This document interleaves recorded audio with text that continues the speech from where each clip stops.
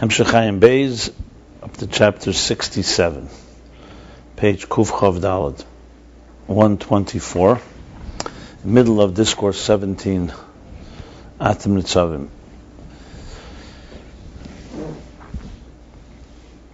After explaining in chapters 54 and 55 that there are two levels in Ratzon, in desire.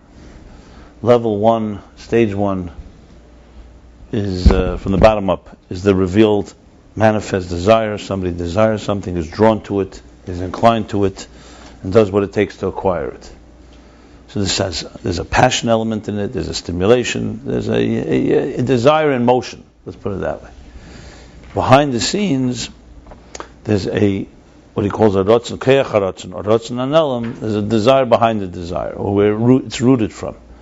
And that's where, within the nefesh, a decision was made that a conclusion came to a conclusion, a heskim or a hechlet. Heskim v'hechlet is the word used. Chlote, yeah, a decision, a determination, a resolution that this thing is good.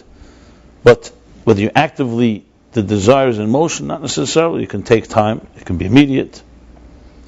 So these are two levels. This explains in chapter 66 the difference between Keser of Atzilus, the Ratzon of Atzilus, a specific world of Atzilus, and Keser of all Seder Shtalshelus, or Arich of all Seder Shtalshelus, the desire for the whole Seder Shtalshelus, for all of existence, Adam Kadmon. Adam Kadmon is the Heskim. The determination was made, and it's a firm determination, but it's still Batzmusei, as he puts it. It's still within the essence. It's not yet manifest in a full-blown Ratzon desire. I explained in the parentheses that doesn't mean the Heskim doesn't have an impact. It could have an impact, just like a person can make a decision, I want to begin learning. But he's still doing it with Kabbalah Sale. It's not the same, it's not with the drive that a full, defined desire is like. And Atzilus, the Keser of Atzilus, what it adds, is then comes the next step, the actual desire, where he wants it in a very specific way, and it has the whole power that the Ratzon comes with, that reveals the faculties, and so on. He explained it's al derech the difference between machshava and dibur, where in your thought you think to yourself, so it's revealed already, but it's only to you. Dibur expresses it.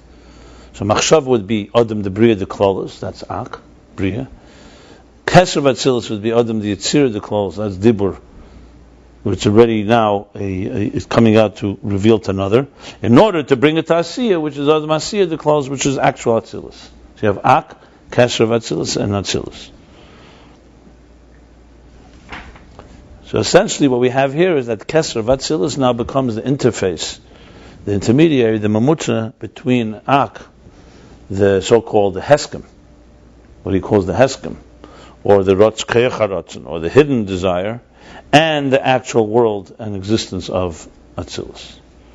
So that's it. And then he adds one more explanation why it's not sufficient that Ak itself, the general desire, should be the one that creates the worlds, because Ak is still a taste of Ein Sof, still primarily a reflection of the source. So it's an existence in Adam, but it's Adam Kadmon. So it's the closest thing in existence to Ein Sof, basically. Close approximation. So it's important because it represents that. But on the other hand, it's not the best next step. The next step to get it into a tangible world that's not Ein Sof, a world that has parameters like ours, you need that specific desire. I mean, I guess an example would be that if hypothetically we were able to create with our thoughts, what would be lacking? What would be lacking is it would have the intensity of the artist's thought, but it wouldn't have the details of your fingers. The fingers have, practically speaking, they actually go and the step by step, the precision and the meticulousness that comes with details. Fingers aren't made for that. The paintbrush, a stroke here, a stroke there. And the intensity of the thought would be the dominant thing, and I'm just giving a hypothetical. So like the Ein Sof of it would be much more dominant rather than the specifics. And because we wanted a very defined structure, which is of course the essence of Dir B'Tachtenim, Esesfira is chesed, that's not gvura, and so on. So therefore comes the Ratzon Hagoli, the second, the Ratzon, which is Keser of Atzilus, Hadei Keser. So that creates the precision, the details, and so on. Okay. All the details wouldn't be there? It would be there, but look, I'm giving hypothetical. It would be very... Way, right? Not in a good way. I'll give you an example. It would be like Riyah, not Shmiya. If I was able to convey to you something I saw, and I gave it to you with the whole intensity like I saw it, you wouldn't be able to take it. You need to give it to me step by step. But then once you see it yourself, you have the whole picture. But then when you speak it to someone else, you have to go, let me start from the beginning. The beginning was detail 1, detail 2. You'd have the Ein Sof of it more than the specifics. It's Mila is its son, basically. Like when you want to convey something to someone, you really want them to get the picture, but you can't give them the picture without giving them the details.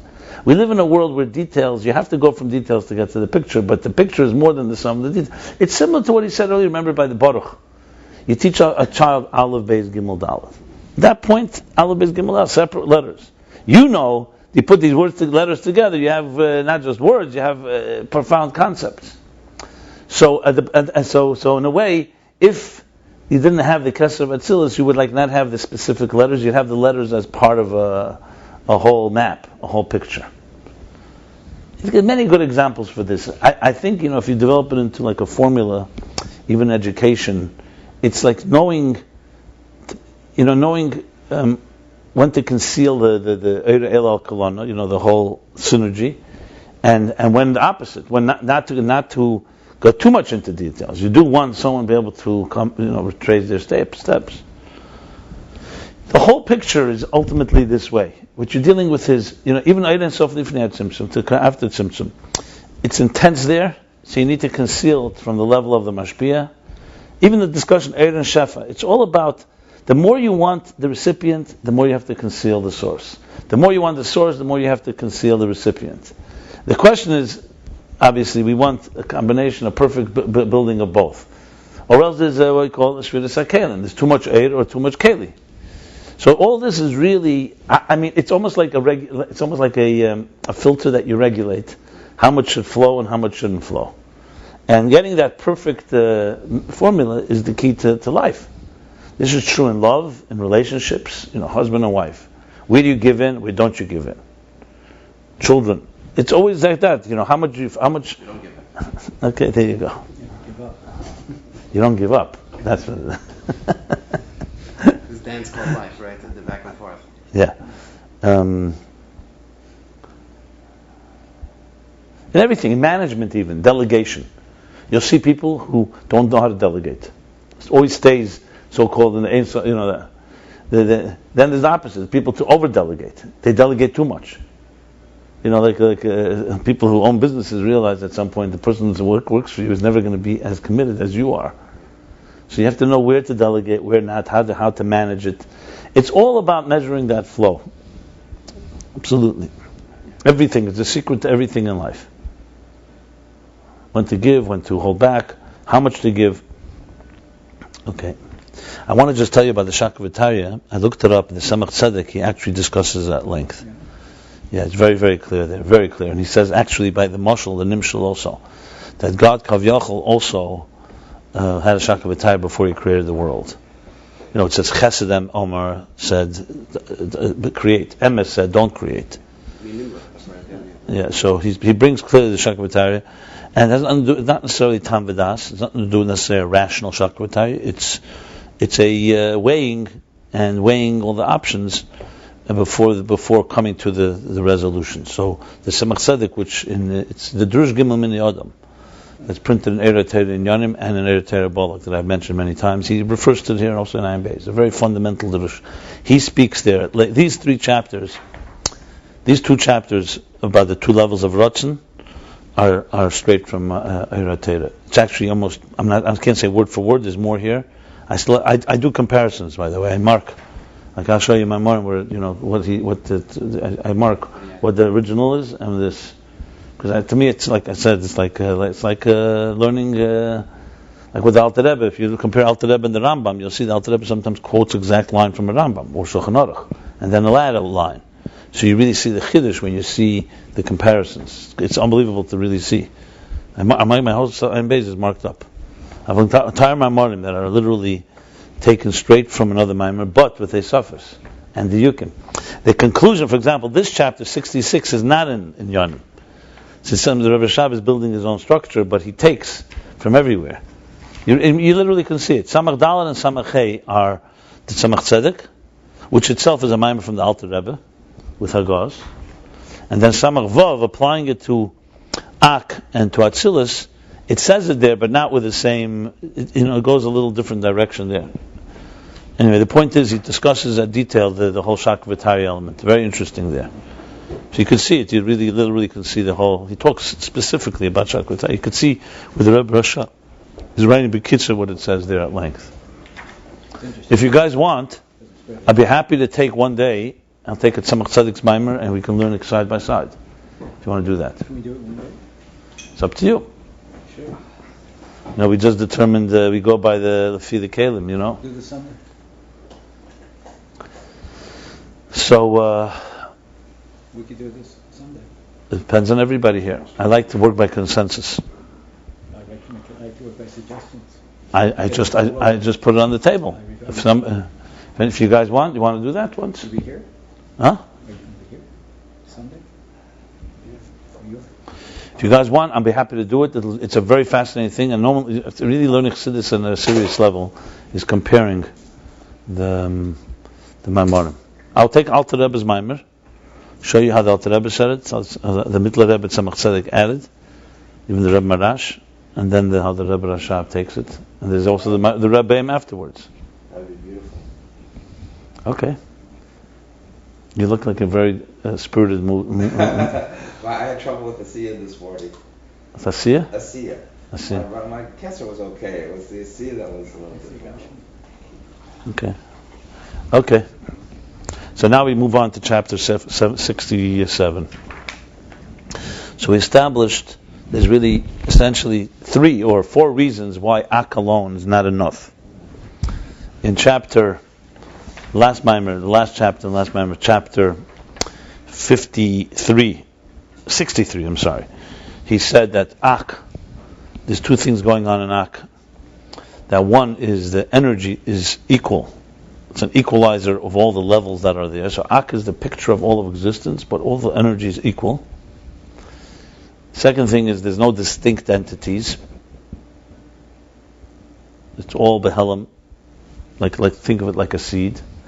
Then, in this last chapter, he gave the 2 reasons. One is because there's still a Ratzon, it's only a Heskem. It's only the power of desire. It's not the full-blown desire that actually is a Hamshacha, that extends and transmits.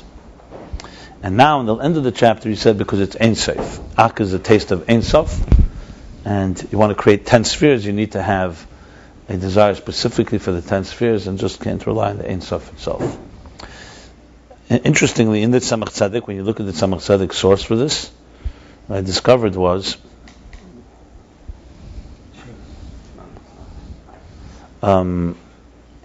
is that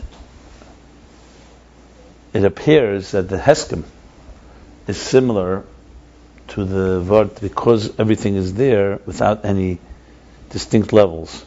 In other words, these things that he said before in chapter 63 is consistent with what he explains afterwards. But we'll look at that inside when we do. Anyway, we now move on to chapter 67. 3 reasons must fit They're together. all, but they're separate elements. He said, different aspects to it. Yeah, of course, they're interdependent.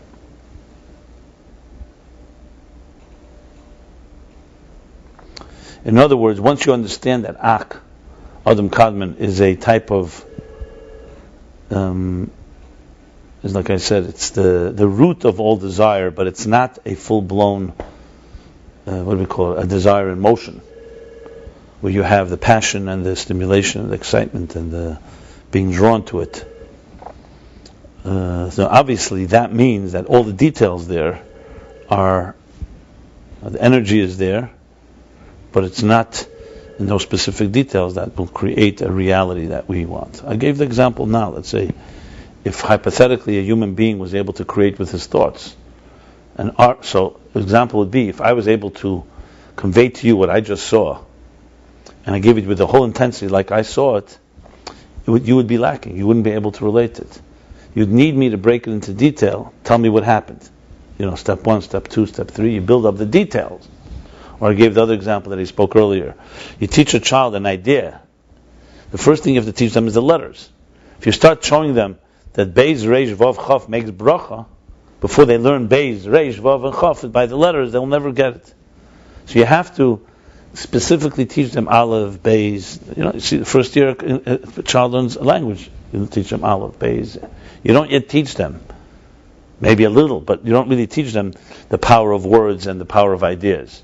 Because right now, if it's coming straight from the machshava geduma da'ak, it would be like getting the whole picture, and we wouldn't have the distinct details that we have in existence. In other words, the concealment that we have right now, that each element of existence, that we live our lives in details, detail by detail, and we have to connect the dots and reconnect, that would not be possible if there was no Keser of Atzilus. So what he says, the interface of Keser of Atzilus allows the detailed structure to really emerge properly. Then the goal is to reconnect to Ak, obviously. Yeah. What is Ak's impact on our lives? We discussed earlier, that's Mesiras Nefesh, Amunah, bittul, and so on. And that's what he's now going to continue to explain. What's the difference? So it's basically, you give something, you lose something in return. The more the structure of existence is taken into consideration, the less the energy is revealed.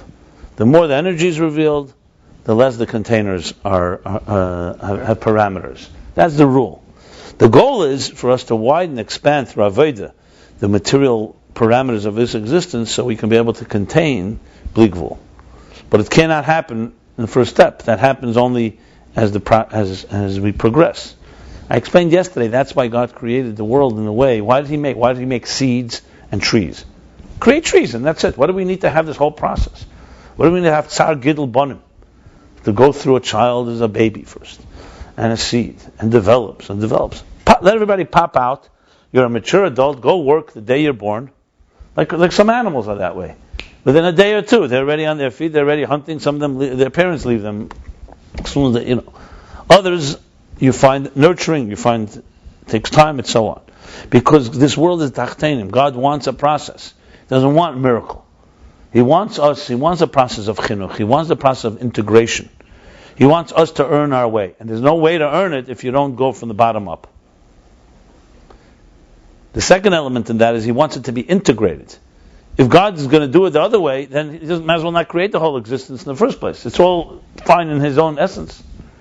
The whole point is that He wants a structure like ours, where it's painstaking process, step by step. I remember when I first started learning some of the truths of Chassidus, I once asked my Mashpia, Rabbi, I said, if we come to the conclusion anyway, it's all in Atzmos, so what do we have to look here? There's hundreds and hundreds of pages of breaking through. He says, yeah, but that's not Atzmos that you get. A little child also knows there's Atzmos. There's no way to get to real Atzmos without going through the details. There's no shortcuts, period. That's the bottom line. So even though it's true teshuvah is like an express train that can take you quickly, faster than... But number one, it comes also through a pain.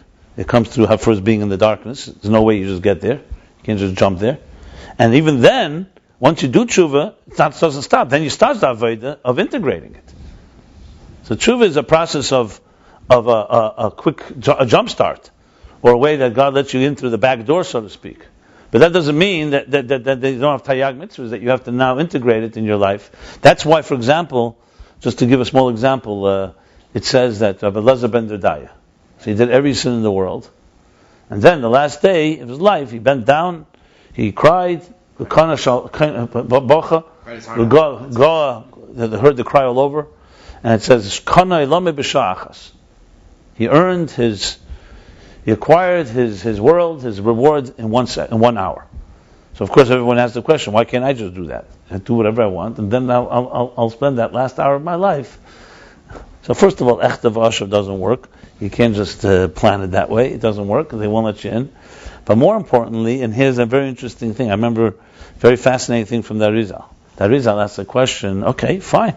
He had the qualitative, in 1 hour he was able to achieve through quality what another person may take 100 years, or 50 years, or 80 years. But he didn't have the levushim. To be able to acquire, it's like a person saying, okay, I'll let you into the base medrash, but he doesn't know how to read Hebrew. How did that help him learn? That's a Talmud Biyadeh. When you come to Gan Eden, you have the language that you learned. So a child, let's say, never learned Hebrew, or never learned how to learn Torah, good, fine. You give them the reward. They won't be punished. They have everything. But how do they technically? So it says that the Harizal says he got the levushim from Yechon and Kohen Gadol, who at 80 turned a tzduki.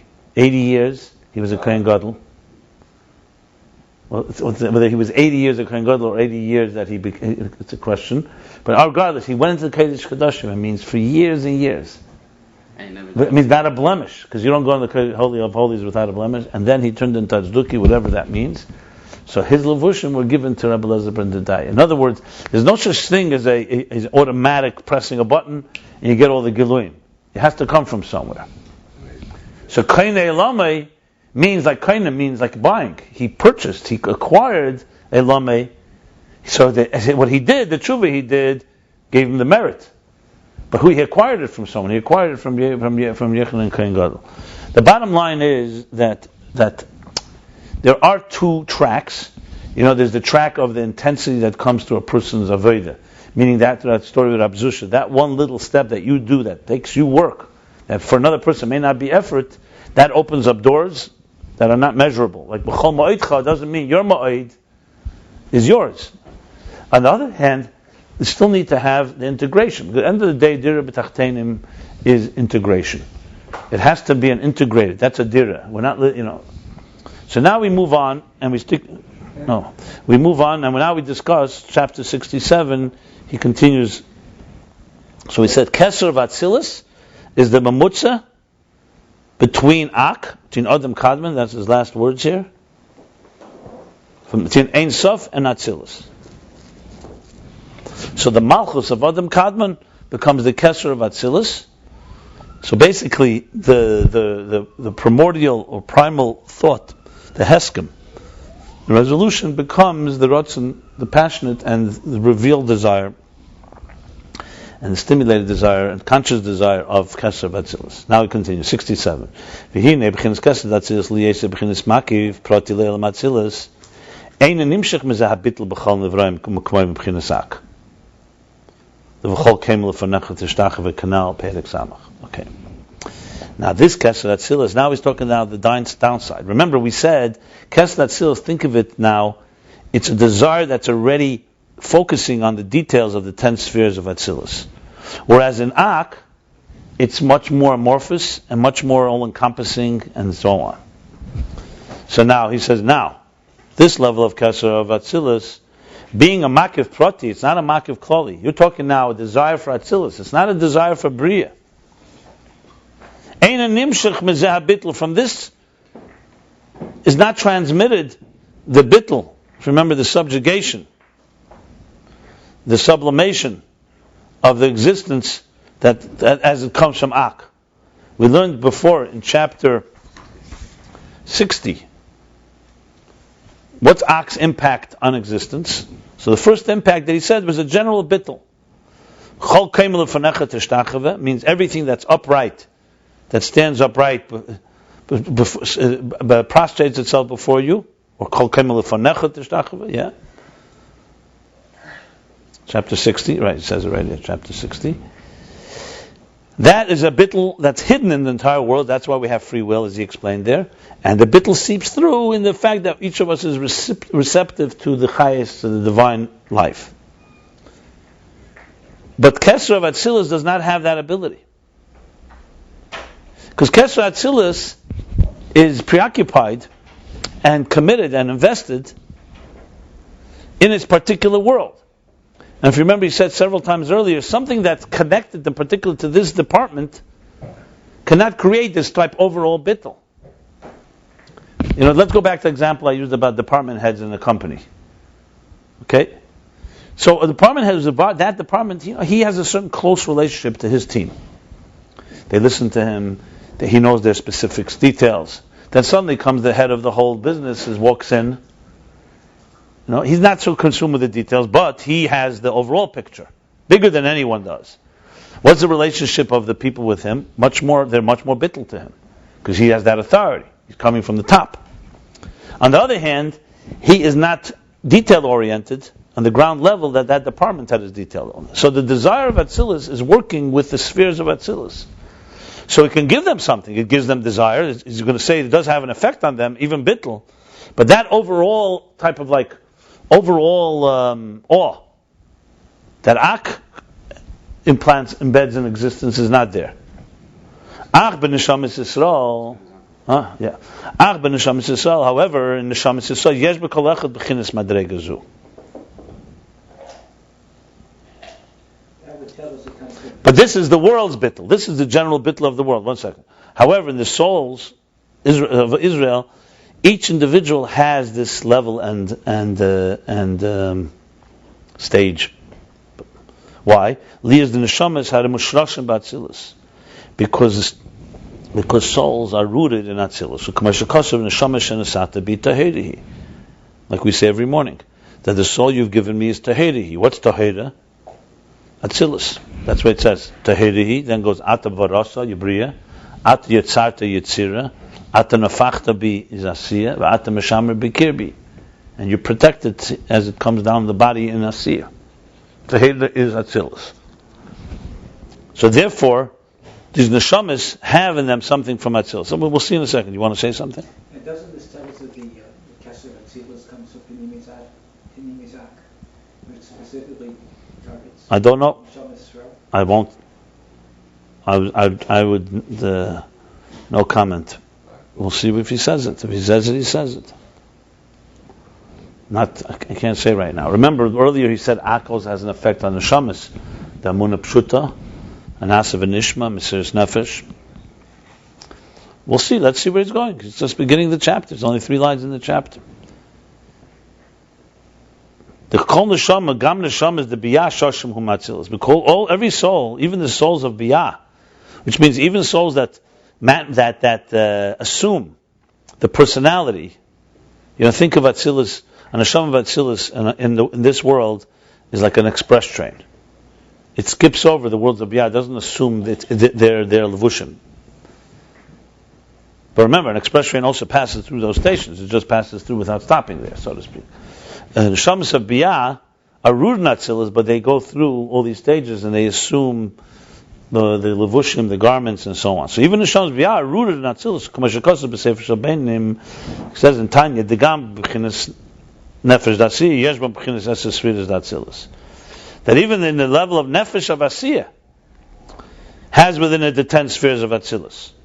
V'Yisrael olu b'machshava, and it says Israel arose in his mind.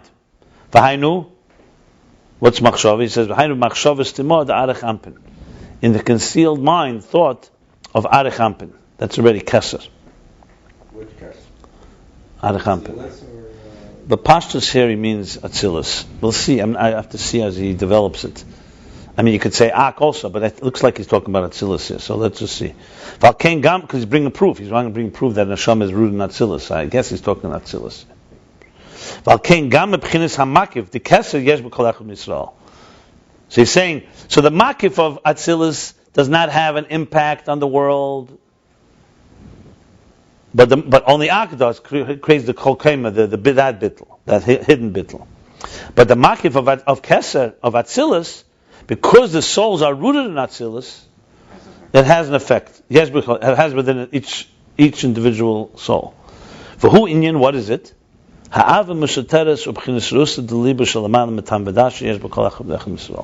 This is the concealed love, and the Rosa Deliba, the desire of the heart. We spoke about that. It's a deeper desire of the heart. That's super rational. That's in each individual. Now I know the media. We can jump on the question. Didn't he say that came from Ak? Understand? Obviously, he's going to address this, or if he doesn't, we're going to have to address it. But it's probably another level, and it's more revealed. I don't know. We'll see. You're just now working through. You see, the beauty of this is after establishing the levels, now he's talking about their impact on us. It's interesting, the Heskim, remember he said in the last chapter, the Heskim creates a Kabbalah Soil type of learning, not a Pneumistic learning. So it's like more of a Kaimel Lefanecha effect. Like, a general bittul, not a passionate one. Maybe that's where it's going to go. Maybe. We'll see. I rely on the Rebbe Rashab that he's got his act together. Okay, that's obviously so. The only reason I say that because he did say, let's go the exact lashon. There was the exact language, right? I think he said even the word Avim Musateres. No, I think that has to do with the world. It's different. But there's not the world. The truth is, he said Av Kol Sanav She'avazu. I don't think he used the word Avim Musateres. Okay, it doesn't really matter right now. We'll soon see. Okay, we'll get there. V'zeu shekoshes shesham olu shvatim shesam. What's the expression? Shesam olu shvatim eidus liyisrael.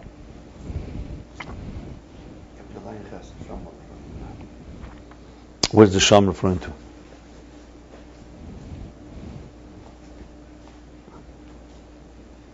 Like it says in Tehillim. You'll get the exact translation. What does he say?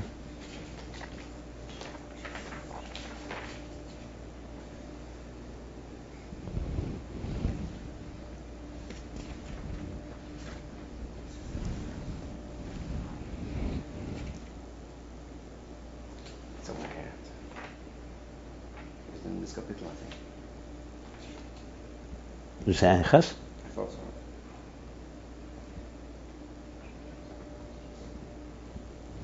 Okay, Zam Alu Shvatim Eidus LiYisrael. It's one of the, Shema.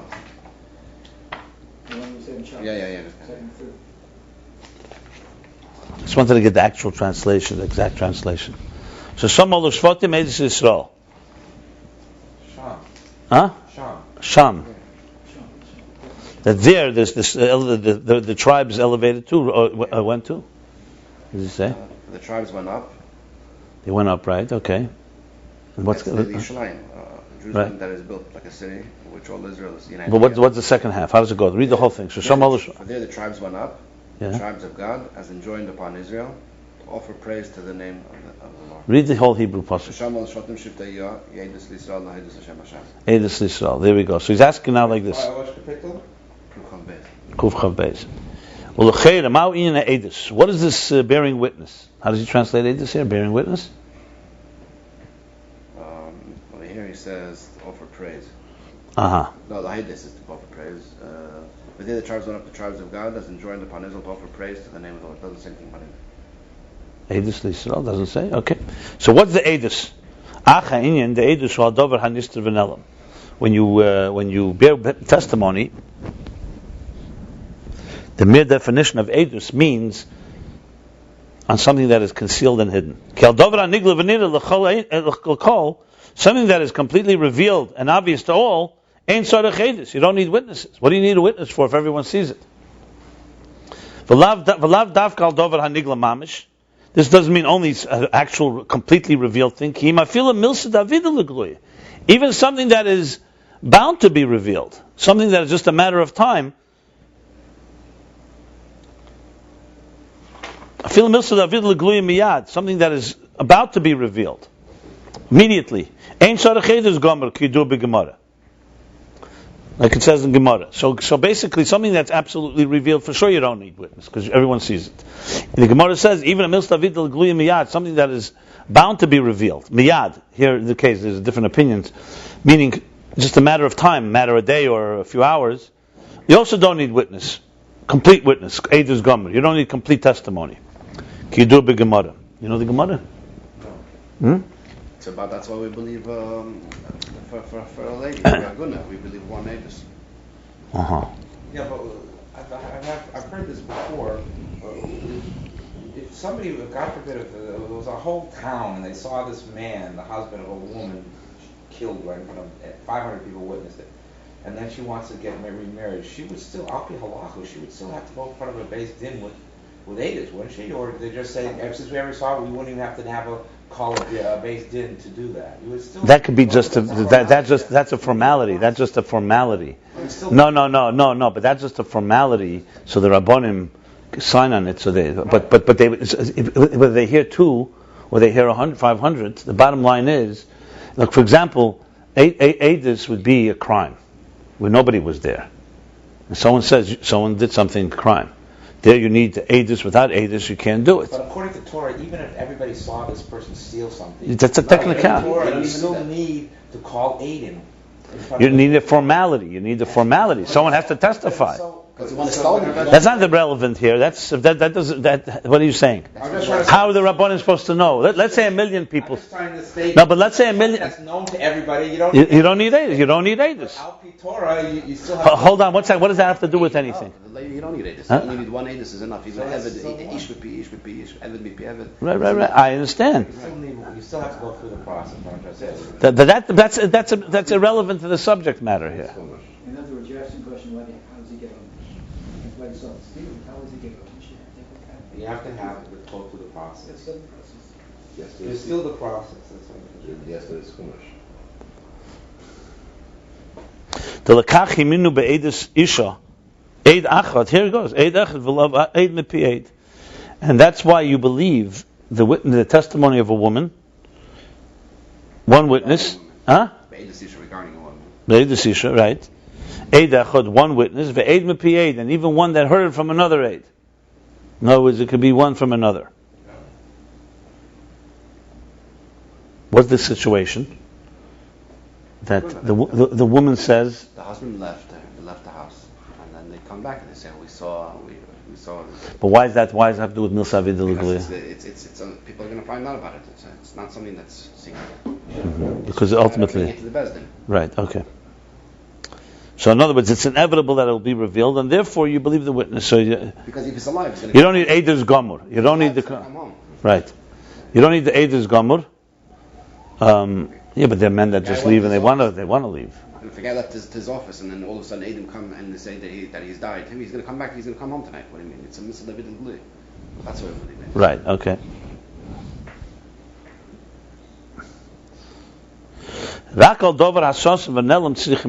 Only on a thing that's concealed and hidden do you need witnesses. You understand what he just said, Eliezer? No, see, that's what I've had trouble with. He just gave an example.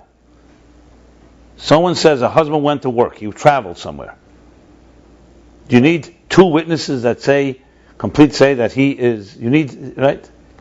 No, if you went on a business trip and then all of a sudden Adis comes back and he says he died in a plane crash. So do you need 2 complete witnesses for that? The answer is no. For her to remarry. Right, because it's something that will become obvious. If he's alive, he's going to come back home. If he went for a week, he's going to come back at the end of the week. Whereas if it's something that you cannot... Just because he doesn't come home is not. No, we're talking about he's alive. Not that he wants to run away. There's shalom between them. It's not like... No, it doesn't matter. Just because a guy doesn't come home doesn't mean he's died. He could be captured. He could be injured. There's a whole bunch of stuff. Right. That's why something to come on. That's certainly not clear. That's why there are gunas. That's why there's a guna. Guna is different. That's exactly right. It's a guna because it's not even 1 edus. Sure. That's exactly the point. In other words, why only 1 edus? Usually you need to have 2 complete witnesses. A person saw a person on a boat, right, and he saw the boat sink, but some survived, and the other person, but they don't know if he did. So that means it was not even 1 edus that saw it. That's exactly what a guna is. But if 1 witness, the point is that you don't need the full testimony of 2 witnesses. If 1 person saw it, says 1 person comes and says, I saw him drown. You don't need 2.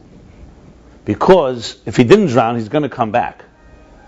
In other words, there's a certain element of inevitable revelation here. So he's explained, example of this above.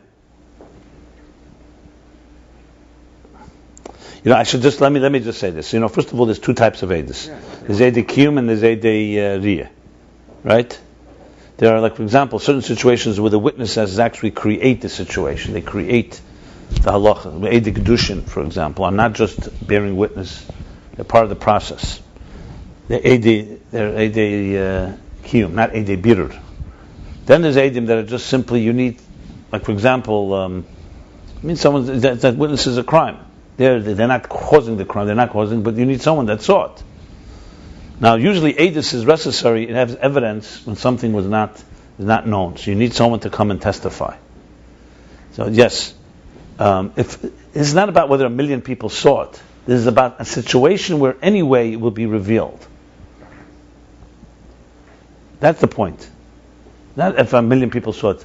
If something is going to inevitably be revealed, either you don't need witness or you need weaker witness testimony, basically. That's the point here. Because it's going to emerge anyway. You're going to find out anyway. There's, I believe, even a question about Kiddush Levana. The reason you need witnesses is you need to know exactly when it was. But a moon is going to emerge. There's going to be a new moon. And there's a discussion about this matter, because if there's going to be a new moon anyway, the only thing is the witness read exactly, because you want them to know when it happened. That happened now or not.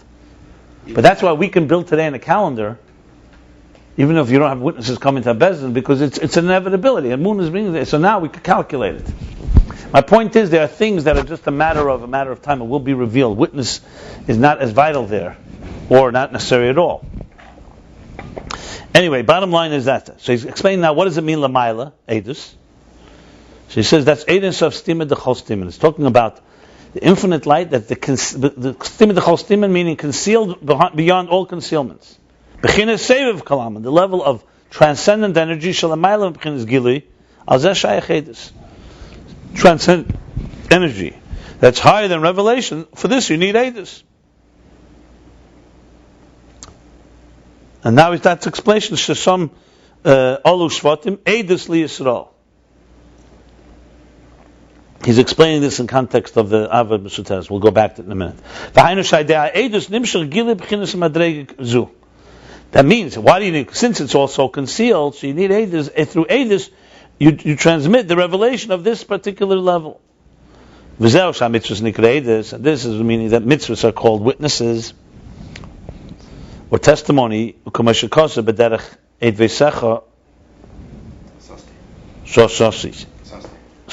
Rambam brings it in the beginning, one of the Sfarim. The way of your testimony, Sosti, I followed, I believe it means. I was excited, happy. Sosti is like sos? Yeah. Oh, sos anechal imirusecha, like that?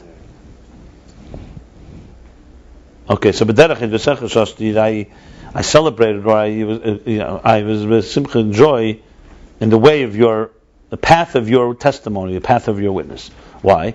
Because through mitzvahs, which are the supernal, the higher desire, makif,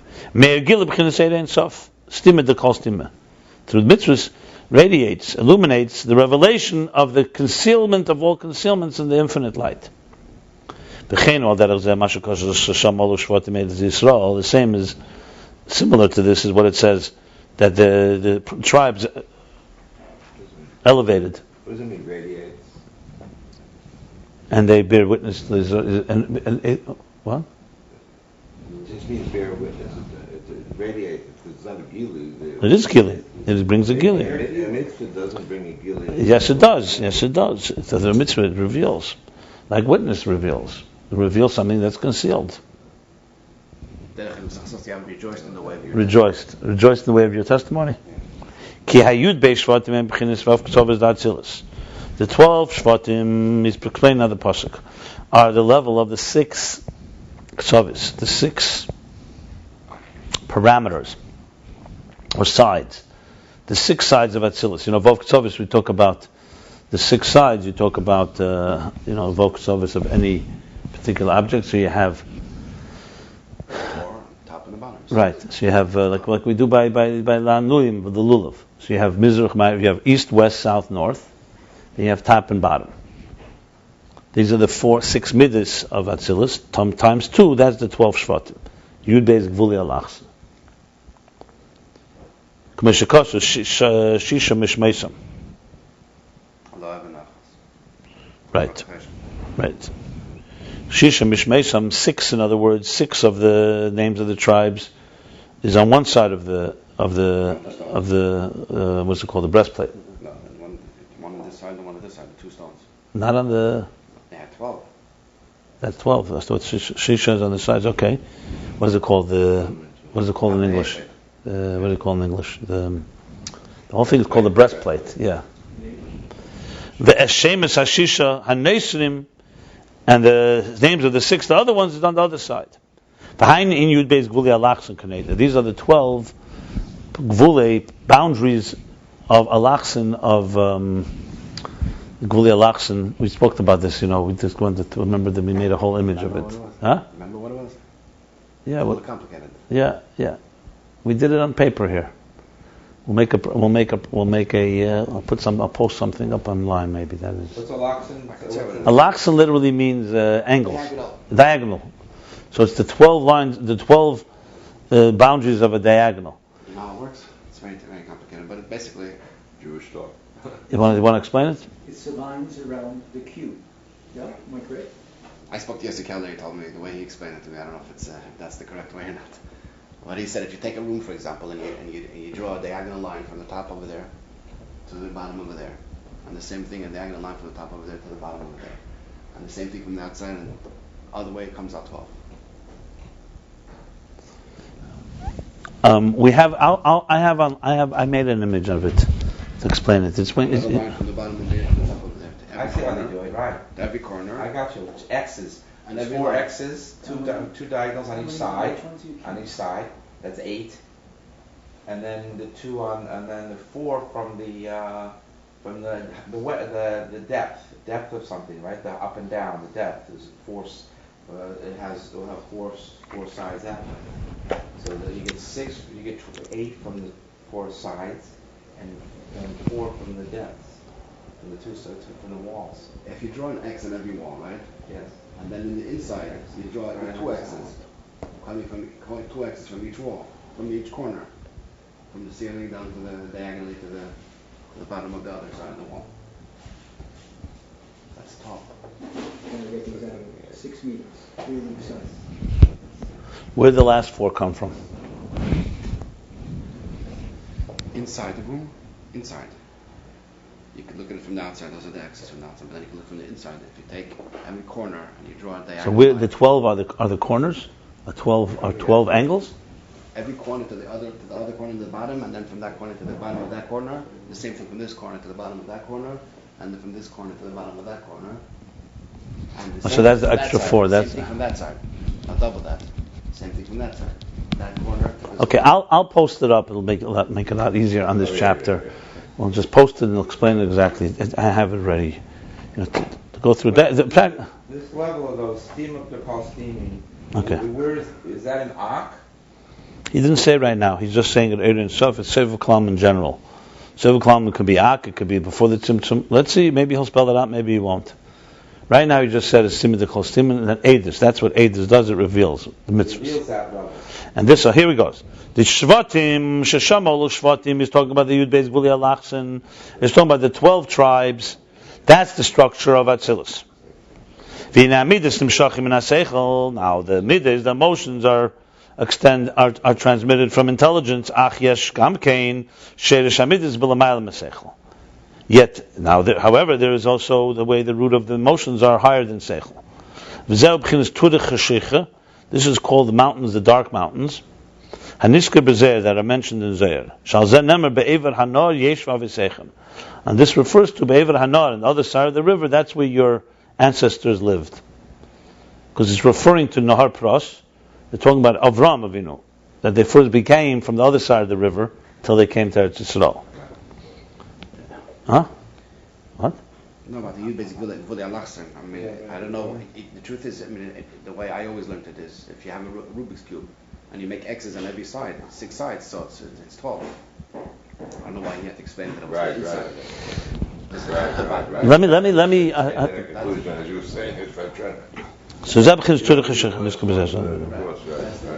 So this is now. So we have the midas that come from seichel. Then there's the midas as they're rooted beyond seichel. That's the dark mountains on the other side of the river. That's the meaning that's where the shvatim elevated to. What does he say? Elevated? They came up to. Sha'unyin Yisrael. That's dwelled there. Your father's dwelled there. Yeah, Sha'vizel Shasham. It was only Abraham. Yitzhak never left to Eretz HaKodesh. He was always on this line of sight. You refer to Avram and his parents. ancestors. They're not considered the Yeah, opposite. that's what it is.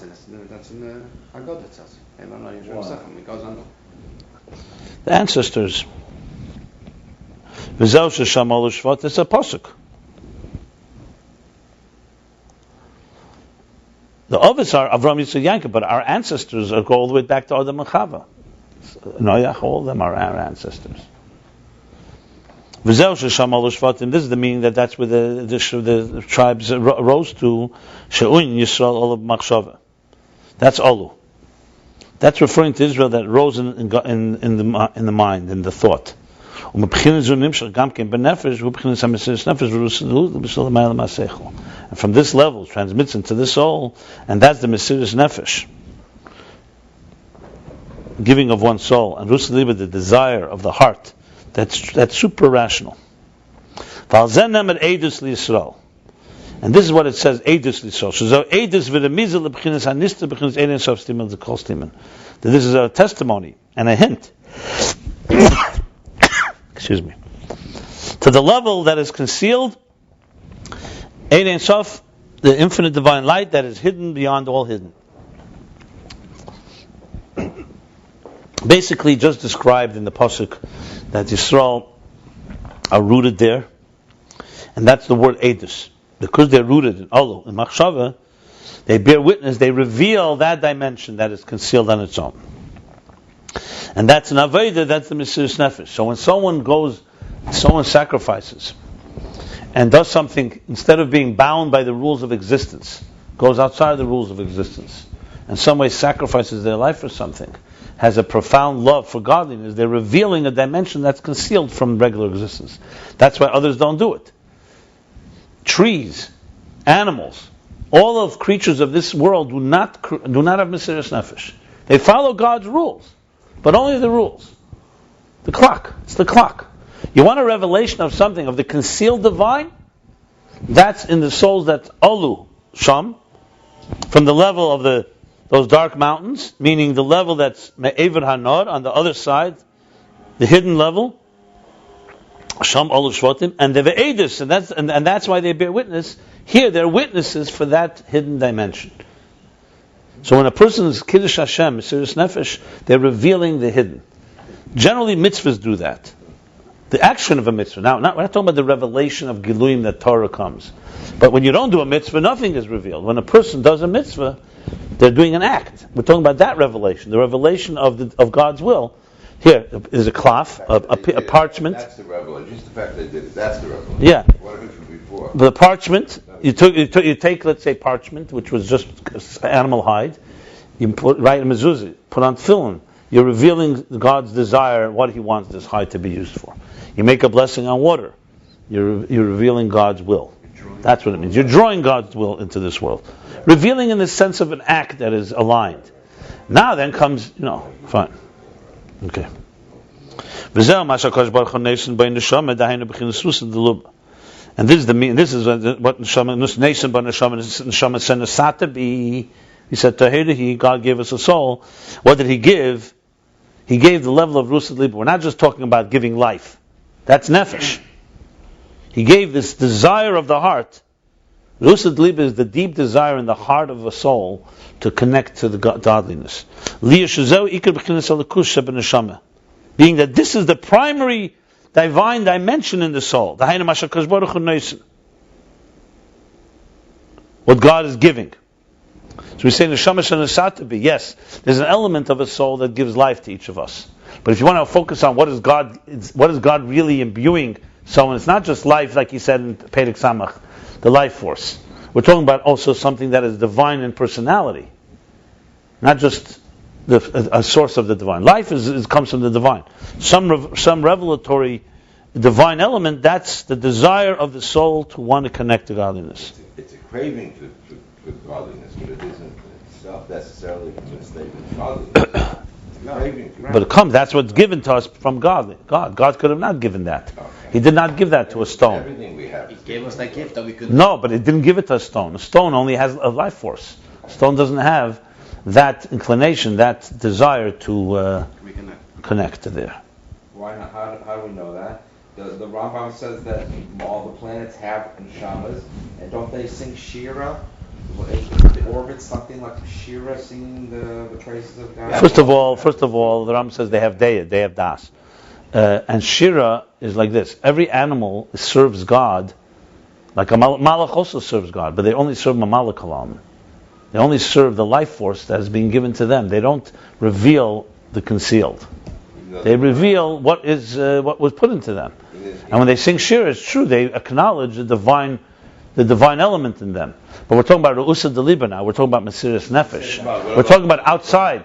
In other words, if we just said to God, "Thank you for giving us food," that is not Mesiras Nefesh or Ru'usa Deliba. That is more acknowledging the life force that we have. Here we're talking about, he's saying, revealing the hidden. It says the neshamas come from Allah Machshav. You're talking about revealing Ru'usa Deliba, Mesiras Nefesh, the concealed love. You're talking about a reveal. Seraphim is higher than other malachim, but it's still not a neshama. Shooting stars are going out of their kalim to burn up for God. All relatively speaking. And how about dogs? Remember, dogs commit. No, I just told you they serious nefesh for their masters. They kill themselves. They put themselves in. Which dog did you see kill itself recently? You know a dog that kills itself? Rintin. Generally speaking, animals will not waver from God's will, but they also won't add anything new. They've gone into. There have been stories of dogs going to burning buildings and very rare, and it's against their nature. They saved it because they want to be fed the next day, right? And it's against their nature and stuff like that. You want to bring Mesiras Nefesh examples from dogs? Is that what you're trying to do? Yeah. Okay, please, by all means. I would not. Are you trying to compare that to like the Mesiras Nefesh of Avram Avinu when he brought Yitzchak to the Akedah? Is that what you're trying to do? No, I'm just saying that this element. First of all, even if you find an exception, it's an aberration. In other creations of God. If anything, it's an anomaly. It's not unique to human beings. And what about even not to Jews? You're going to say that kamikazes and all that. There is an element of sacrificing oneself for a greater cause. You're going to say that's just a clip. Not lishma. Not lishma. It's not lishma. So we're only talking about Mesiras Nefesh lishma. Right. First of all, we're not talking about Jews and non-Jews here. He's not discussing that here. So I wouldn't discuss it. He's talking general creation and what the neshamas do. There's a sikha from the Rebbe about this topic, Mesiras Nefesh. And the truth is, in Torah and other places, a non-Jew could have Mesiras Nefesh for God too. Non-Jews have died for godliness. It's not purely. If they die for their self-interest, even a Jew who, let's say, died for some lust he had, that's not exactly Mesiras Nefesh. So it all depends what you're dying for. The people have given their lives for something. Depends what it is. So if a non-Jew would say, "I will not bow to Avodah Zarah," and gives his life, would that now be considered a high level? That is a strong level. They're dying for the 72 bittul. They're dying for the 72 bittul. Fine. Okay, so that's the thing. Some Jews also have certain fantasies of that nature, since we're already talking about it. The point here is, basically what he's introducing here is that there's a bittul of the worlds. Yes, every animal has natural bittul. We see that, whether it's the shira they sing, or just the fact that they follow God's rules. There's no animal that wavers from its plan. It does exactly what it was meant to do. Human beings have the free will. But we have also the ability to introduce something, because we have free will, because it's concealed from us, we have the ability to introduce a dimension that's not just the natural acknowledgement of God as clockmaker, God as artist. That's the Eidus he's talking about. Eidus Yisrael, revealing the stima de kol stimas, the concealed dimensions that are the unconscious divine. Let's put it this way. That it means defying actually the rules of existence. The rules of existence is that we acknowledge that which gives us life. That's fine. Yeah. But you teaching us is this an Eidus, because you learned it from somebody's own. So we're allowed in Judaism, we're allowed hearsay. No, hearsay is not such a healthy thing. Hearsay. Not heresy. I heard heresy and hearsay are very similar. What do you mean? Hearsay means like a rumor. Somebody told you, told me. I found hearsay as being a very negative thing. That's what you mean by hearsay? The witnesses of Jews standing by Mount Torah I wouldn't call hearsay. I would call it by witnesses that bearing witness they saw. Children, so what's your point? That's called hearsay. Okay, you can call it hearsay. Hearsay is usually used in English as like, oh, it's only hearsay. Right. That's usually the way. Even though somebody No. said I witnessed Will a judge who rules say hearsay that these witnesses? He'll never say the word hearsay. He'll say I heard evidence from two reliable witnesses. That's a bit. Other witnesses. No. I just told you. And will a judge ever say expression? Right. Hearsay is a connotation of. The extra step. And I would not use not because extra step, because as I told you, a judge will say I heard hearsay. We say I heard witnesses. It's absolutely forbidden in American law hearing from somebody that saw. What's your point? I'm just saying. What do you mean? All of history is based on witnesses. In other words, if you saw Joe kill. Okay, let's continue. What's your point? Is this relevant to the discussion here? What's the point? Is it relevant to our discussion? Huh? No, you're bringing it up. So what do you mean? Is there a question on the table here? Witness. A witness is revealing something that's hidden. That's the bottom line. Something that is revealed, you don't need a witness for.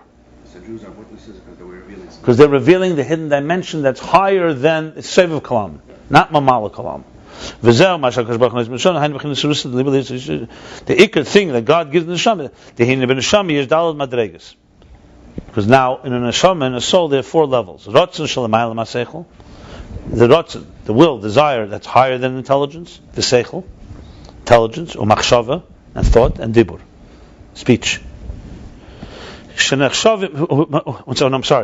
Shalamayla masechel v'seichel, machshava dibur shenachshava madreg zachel liyesem b'chinas chemer u'tzura. Umaisa. 1, 2, 3, 4. Yeah, sorry. I didn't read it right. One is l'mayla mesechel, rotz l'mayla mesechel, seichel. Then comes machshava, thought, v'dibur, speech. Machshava v'dibur shenachshav l'madrega alav, madrega achas. Thought and speech are considered like one liyesem b'chinas chemer v'tzura. That's like a form, like a raw matter and a shape. Umaisa, that's the fourth. So we have desire that's higher than the super-rational desire, intelligence, thought and speech is 3, and action is 4. That's the levels of nefesh, ruach, neshama. Nefesh is maisa, ruach is machshava dibur, neshama is seichel, and neshama l'neshama is the rotzen that's higher than seichel. The naran, nefesh, ruach, neshama, shasham, esus, firis, Atzilus. Nefesh, ruach, neshama, they're rooted in the 10 spheres of Atzilus. That's the keches pnimim, the faculties. For whom mechalik, Abba v'ima, daina b'chins chachma bina.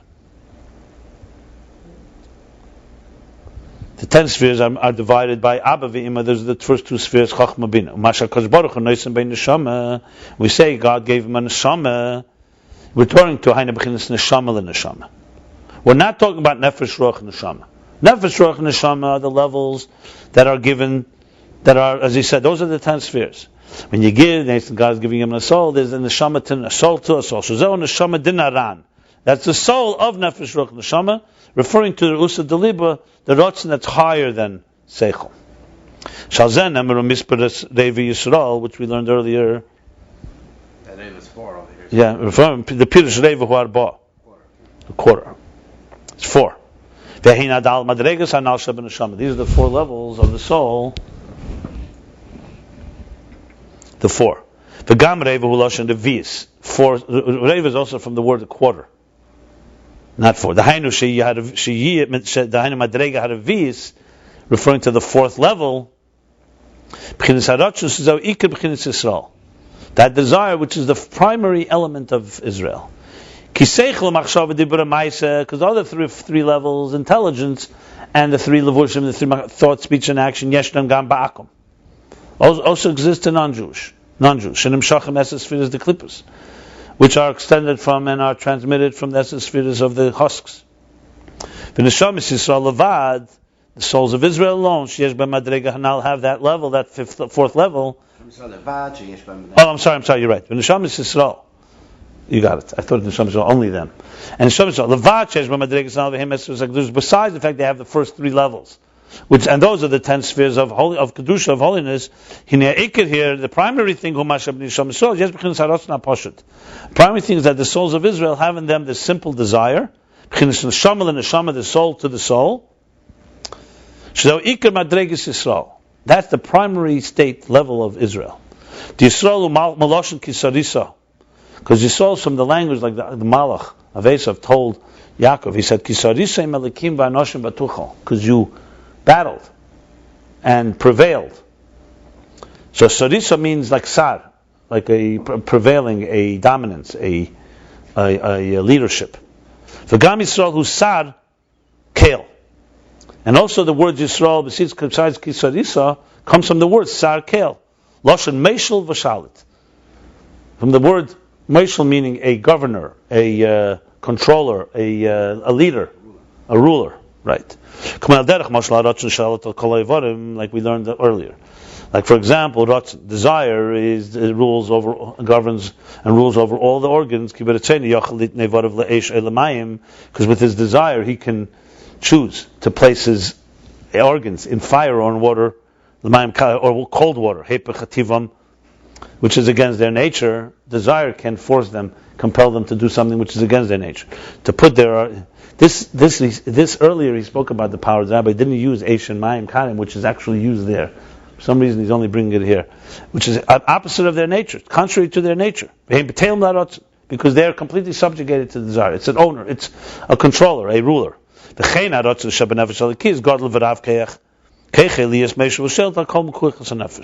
same thing as the desire in the soul in the divine soul. It's also powerful and dominant in order to be a ruler and a controller on all the faculties of the soul. Like it says, that this thing is close to you, very close to you, in your mouth, in your heart, and your actions. Right there you have all the 4 levels.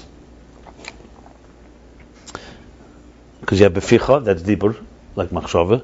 You have belvavcha, and lasese is action. Belvavcha is probably the higher. Okay.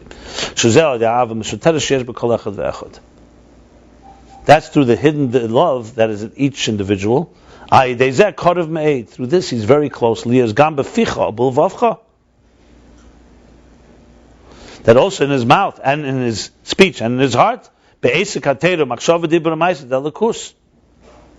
there should be the exertion in Torah and thought, speech, and action. It should all be dedicated to godliness.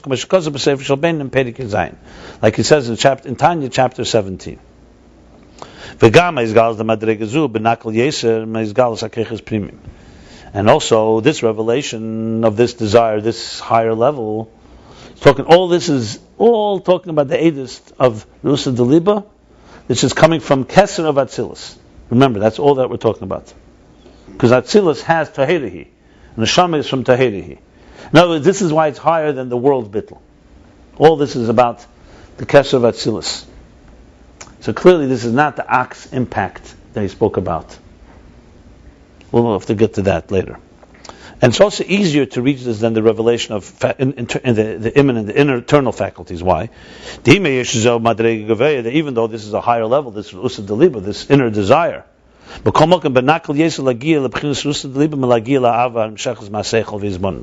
Nevertheless, it's easier to reach this desire of the heart than to reach a love that comes from seichel, from intelligence and contemplation. The reason for that is, I think he said this earlier as well, at the end of one of the memoirs, is because that requires work. You have to study, you have to contemplate, you have to meditate, you have to apply. Here, it may be more concealed and maybe more hidden, but it's there waiting for you. Yeah, the love, yeah. And when then there's revelation of this desire of the heart, then automatically there's a dominance and a ruling, a control over all the faculties. In other words, that there should be a revelation of the inner faculties. And the primary revelation of this desire, and its impact, its effect,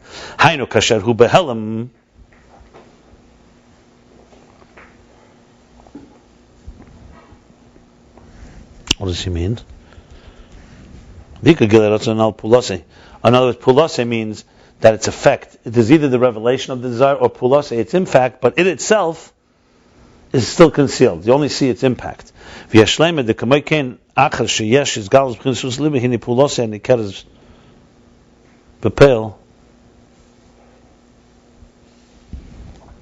skip the parentheses for one line, then you go back. Yeah, 1 second. So Pulase, hu bebitl l'tzein zaris.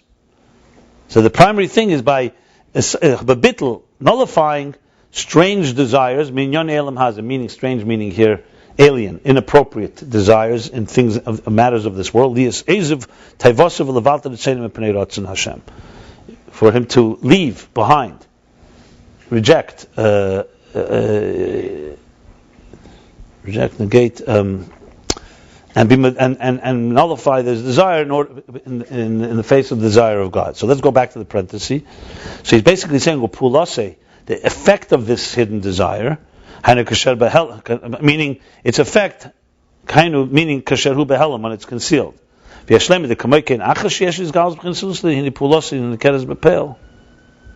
other words, there's two ways that this works. One is it can still be concealed, but its impact, it's having already an impact on the person in this way. Or, it could be that also after it's revealed, its effect that you see in an obvious way. You remember, this is probably a language from another mimer, so he's explaining like two ways the impact. The impact of Rusalib is either what's concealed and it impacts, that nullifies these type of desires, or it's revealed and that's its obvious and revealed and distinct impact. The same thing with thought, speech, and action, and seeing and hearing. That his eyes are sealed from looking at he like seals his eyes, closes his eyes from seeing any evil. And shuts his ears from hearing anything. And the same with his thoughts. That's in the negative. Same thing, asay tev, and the good things we do. Being that his desire is completely nullified and directed only to God Himself. And all this is not through contemplation and an awakening, a stimulation of love and awe. This is all because of bittul haratzon. So it's not that he's drawn because he's in a loving state, and it's bittul. He has the ability to basically nullify himself for something greater. Essentially, yeah. Shazer Yisrael Sar Kel. All this is Yisrael Sar Kel, the power of Sar. Dominance. Remember, we spoke, Ratzon does not ask questions. Ratzon is not guiding the faculties with intelligence or suggesting or educating them or inspiring them. It rules. V'zeu Eidus L'Yisrael, and this is Eidus L'Yisrael, the witness L'Yisrael, the koyach shetim zelzu b'neshama Yisrael dafka. Because this power of dominance and this power of ruling is only specifically in souls of Israel. Hu Eidus al b'chinas ein sof stima d'kol stima. This is the witness bearing testimony for the infinite light that is hidden of all hidden.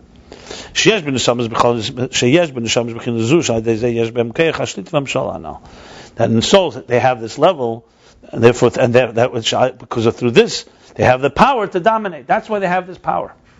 Dominate over the. Now remember, the fact that you see people that are not Jewish doing this, the question is if it's an anomaly. The question if it's all the time. This type of consistent effort, where you find Chassidim or others who simply live the life of saying no to themselves, no to their desires, no to their material inclinations, is against nature. It's not a mamalik kalam thing. It's not a normal thing even. It's a revelation of something that is not normal. I just heard a story with Nissen Nemenov. Blew me away. He was arrested. He was in Siberia. They let him out a day before Yom Kippur. They put him in some town right near Siberia. His family was told, but by the time they came, it was a day after Yom Kippur already. They come to the town where he was supposed to be. Where is he? They said, yeah, there's a Jew somewhere down there. He goes, yeah, inside of a bar. They go into a bar, some old bar. This is the day after Yom Kippur. They go to the front of the store and they say, is there someone here that's like a Jewish guy? Yeah, it's a guy, a weird, strange guy, he's a crazy guy. It's like not normal. He's standing there already 2 days, he's standing there in a corner. They go, he's standing in a talus, davening. And on the table they see 2 bottles of beer. For Erev Yom Kippur, he drank a sudim of sekas, and then you have to have 2 sudas. All the thing he could drink was beer. So 2 bottles of beer, and he's been standing there all Yom Kippur and the day after. I mean, is this a normal thing? Normal people do something like this? Now, did he come from his passion? I want to just stand for 2 days. It goes against nature. It's a rotzen where you're commanding yourself to do this. Now, obviously, if you learn Chassidus and there's a geschmack in learning Chassidus and learning and have a v'yira, that's a serious v'yira. This is pure rotzen. This is Mesiras HaRotzen, with absolutely nothing to gain and absolutely nothing that is in it for your interest, personal interest. I mean, I'm just giving an example. There's hundreds of such examples. Most people, push comes to shove, their challenge is Mesiras Nefesh. They'll rather die before they bow to Avodah Zarah. But here's a person who put himself this, Shlomo Chaim Chassaman, the Mashpia and Kvar Chabad, Reb Shlomo Chaim. He had bochim. This is what he would work with them. Later, I don't know, this is the lost art of Avodah. But basically, people who push it as bochim in a simple way were trained. They sat hours and davened. It's not normal inclination, because davening is not, learning geschmack and learning. Okay, you're getting stimulated, it's exciting, it's transcendent, it's quantum. Here is pasha to sit, and actually the purpose is to do exactly what you don't want to do. The purpose is not to convince yourself to want it. The purpose is to do precisely the opposite of what Elam Hazard says this. Elam Hazard says, I'm hungry. No. I'm just trying to explain what this is about. This is completely defies, where is this coming from? This is Eidus L'Yisrael. It's an Eidus to a level that's completely concealed because it's not part of existence. When you see an animal, let's say, sacrifice itself for its child, okay, that's a natural biological thing. But an animal should, for example, say, for 5 days I'm not going to hunt because God said it's Yom Kippur today. That doesn't exist.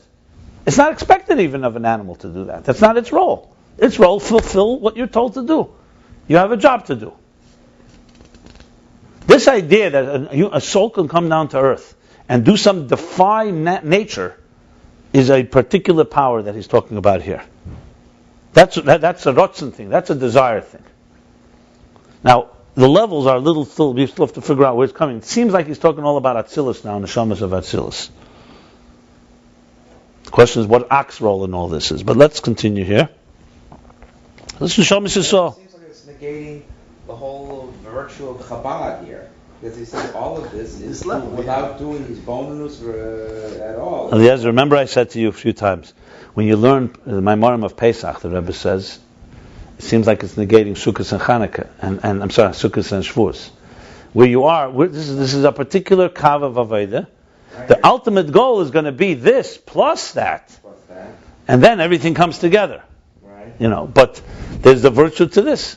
Why does it say earlier, trust me, right. I'm in Chabad not for this reason. No, I like the other parts. The Giluim are more up my alley. But I love reading this. I love if others do it. It's like the guy said, I'm never going to be a parachutist, but I love being around people who are parachutists. Okay. Anyway, let me continue here. What were you saying?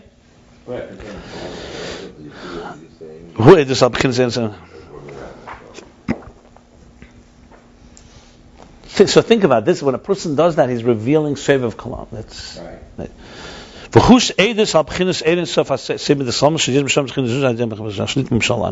And that's why they have this power. So two things. They have the power to dominate over their faculties, and also through this reveals the Shev of Ratzon Elyon, the God's desire. If there was no Ak, if there was no Keser, all we would be able to do is reveal what's in existence, like what the rest of the world, creatures do. But because the desire of the artist impacts existence, not getting now which level, because of that we have the ability to reveal something beyond existence. Very nice. And specifically because through revealing the desire of the heart, what's the befrat? It's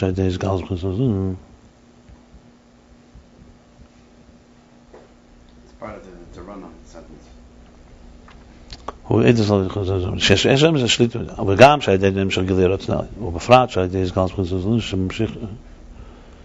Okay.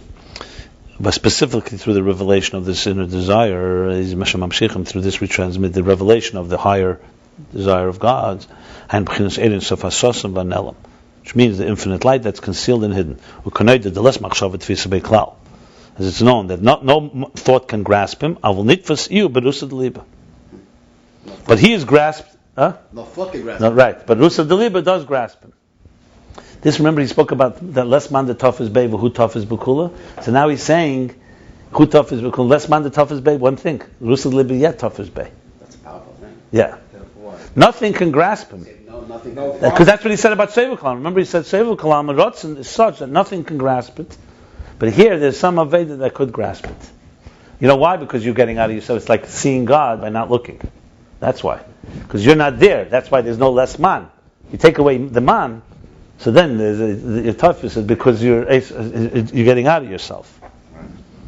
Right. Well, Rusa Deliba doesn't mean Rusa Deliba doesn't mean a lack of consciousness. It means your heart's going after it.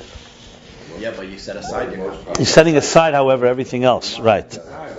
You're not using your mind. You're setting aside. Look, it goes back to you're not doing it for yourself. You're doing it because you're connected.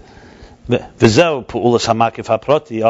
this is the effect and impact of the makif haproti. This is that. No. Keser of Atzilus. This is the impact of the makif haproti. Shapoel b'neshamas Yisrael. We're talking neshamas Yisrael now, not on the world. This is the impact of the specific makif of Keser of Atzilus. Shapoel b'neshamas Yisrael. He is behem rusa deluiba now, that they should have this desire of the heart. In parentheses, he says, and even though this is what God gives us, the soul, right? V'hi neshama de Naran canal, and that is the level of the neshama of Naran, which is not a level of Atzilus yet, right? Naran is not. Naran is Atzilus. Neshama de Naran is the Rotzen. 1 second. Makif the neshama. Nevertheless, this level is the makif of the neshama. Is the 10 spheres. The 3 lower rolls. Yeah, the 10 spheres. No, he spoke as the 10 spheres. It's seichel, machshava, dibur, and ma'aser. That's Naran. We're talking about in Atzilus itself, Naran. And neshama is neshama de neshama. Is the. Why does it say? Let me. No, but that's the third line. He's repeating the What's that? Yeah. I got it. So he's saying like this. So even though God is giving this neshama, and this is the level of neshama Naran, then he says, makif the neshama. This level, however, is the form of makif of the neshama. He's saying, even though you're talking about keser means it's beyond, it's above, it's a makif. Even though God gives it to us, it's within us. So he's saying, but it's within us in the form of makif. It's not a pnimius dika thing. It's the level of the soul that's a form of makif. It's all the parentheses. And also it's revelation, makif. It also reveals in the form of makif. That's the desire of the heart. It's a desire that's super rational. Meaning it's higher than the internal faculties that permeate and are internalized. This is the soul of Nefesh Ruach Neshama. Sheneisel Chai is ba'pnimi, that gives energy, that imbues vitality into the internal. V'gam sh'adei zeh is galus hakeches pnimi, and also through this it helps reveal the inner faculties, like we said, b'mokim shali bechofetz. So when a person desires, it reveals. Ule'el perek nun aleph, and earlier in chapter 51, as Rabbi explained, the mashad rotzen pel is galus hakeches, that which desire impacts the revelation of the faculties. Hu b'derech hechrech. It's in a compelled way, it's coerced, it's forced. Because that's the way makif impacts. It's not through encouragement and through inspiration and through guidance. It's through ordering, commanding, ruling. In addition to this, in addition to this effect of Keser of Atzilus on the shamas, Rusa Deliba. It also affects